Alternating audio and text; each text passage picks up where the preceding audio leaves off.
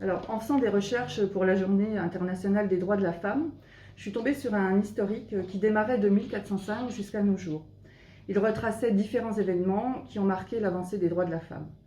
Au départ, je voulais exposer toutes ces dates, mais finalement, j'ai préféré prendre une période et développer un peu chaque événement, tout en apportant des photos, documents de l'époque ou livres. Celle que j'ai choisie, de 1405 à 1944. Vous allez me dire, pourquoi cette période ? Parce que je reste persuadée que la plupart des personnes, moi la première, ne connaissons mieux les nouvelles que les anciennes.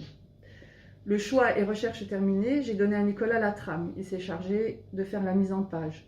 J'en profite pour le remercier et saluer son travail. Le résultat, c'est 12 affiches, des documents de l'époque, des livres. Chaque date est numérotée, car pour certaines, il y aura un document ou un livre qui s'y référera. Une fleur sera offerte à chaque membre du personnel. Cette année, la rose sera remplacée par un narcisse. À la fin de l'exposition, des explications sur le choix de cette fleur seront données par Sylvie Dacosta, en charge de l'écologie, car malheureusement, au regard de cette pandémie, il ne pourra y avoir de moment festif. Je vous invite à venir voir cette exposition, qui j'espère vous plaira, et peut-être pour vous, messieurs, enfin certains, elle vous permettra de mieux comprendre pourquoi cette journée internationale des droits de la femme a été créée. Voilà. Bien, bonjour à toutes et à tous. Après les propos de mon amie et adjointe Brigitte Bessiche, je voudrais simplement rappeler quelques valeurs, quelques signaux d'humanité. D'abord, le fait que cette ville, Mont-Saint-Martin, est une ville plurielle, une ville jeune, chargée d'histoire, une ville cosmopolite qui accueille beaucoup de monde depuis longtemps et qui, dans ses politiques diverses et variées, a toujours mis en avant la jeunesse, l'éducation, la culture, l'émancipation des hommes et des femmes et les solidarités. Être solidaire aujourd'hui, dans une période internationale compliquée, en lien avec cette pandémie qui nous fatigue, qui nous exacerbe, qui aura des conséquences psychologiques importantes, je n'en doute pas, mais qui verra bien évidemment une issue prochaine, j'en suis sûr. Eh bien, rappeler cela, c'est important. La solidarité n'est pas un vain mot, et dans les politiques que nous menons à Mont-Saint-Martin depuis des décennies, 27 ans sous Frédéric Brigidi et 17 ans depuis que je suis maire, vous ferez le calcul, c'est presque un demi-siècle, eh bien, cette ville, elle est fidèle à ce qui fonde les valeurs de l'homme, c'est-à-dire respecter l'autre. Et quand on respecte l'autre, on le respecte parce qu'il est notre égal, quelle que soit sa taille, quelles que soient ses opinions, quels que soient ses choix philosophiques ou religieux, et puis quel que soit son genre, son sexe évidemment. Et donc, la construction de l'homme et de la femme, depuis toujours, fonde l'histoire du monde. L'homme sans la femme n'est rien, et l'inverse aussi, nous sommes complémentaires. Mais la complémentarité ne veut pas dire inféodation ou bien insubordination, l'un par rapport à l'autre. Et donc c'est un dilemme et c'est un débat séculaire qui continue à vivre malheureusement de par le monde, dans des pays où les femmes sont bâillonnées, où elles sont lapidées, où elles sont prostituées obligatoirement.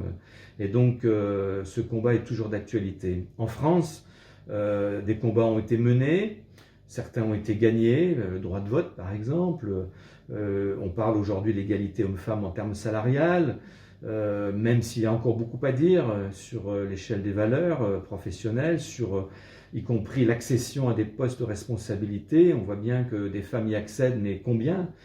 C'est compliqué. Sur le plan politique aussi, il a fallu instituer la parité pour que les femmes accèdent enfin à des postes de responsabilité. Il y a trop peu de femmes mères, par exemple, ou en responsabilité, et c'est un responsable politique qui vous parle.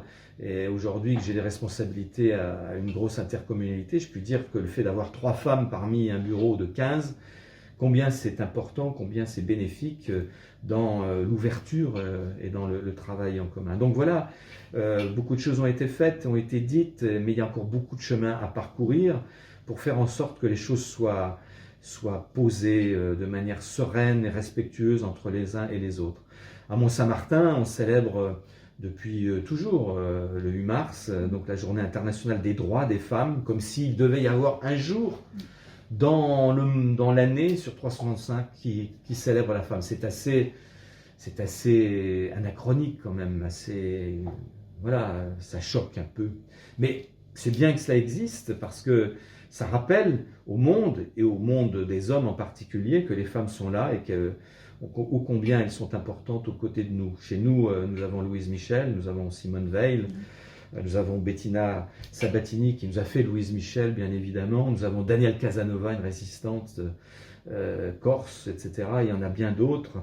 Eh bien, nous essayons effectivement de faire en sorte que le rôle de la femme soit remis là où il est.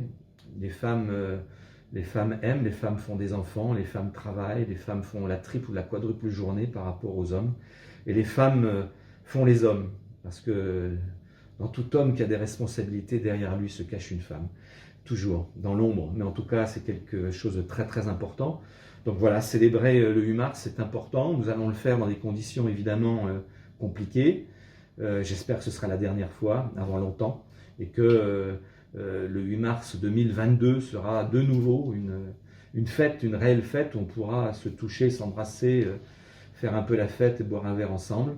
Mais pour l'heure, en tout cas, en respectant les consignes sanitaires, je vous encourage à les respecter évidemment, eh bien, nous vous invitons, comme Brigitte vient de le faire, eh bien, à marquer d'une croix sur le calendrier cette date et à la célébrer comme il se doit, en faisant en sorte que le monde évolue dans le bon sens et dans celui du respect de toutes et de tous, hommes, femmes, enfants, pour un monde meilleur. Voilà, c'est simplement les vœux que je formule.